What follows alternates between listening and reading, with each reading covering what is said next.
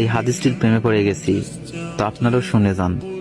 আপনি যখন নিজের ঘরে নীরবে কান্না করবেন, আল্লাহ তখন ফেরেশতাদের উদ্দেশ্য করে বলেন, কোন জিনিস আমার এই বান্দার চোখে পানি আনলো? ফেরেশতাগণ বলেন, আপনার বান্দা সুখে নেই, আপনার বান্দা অনেকদিন হাসেনি।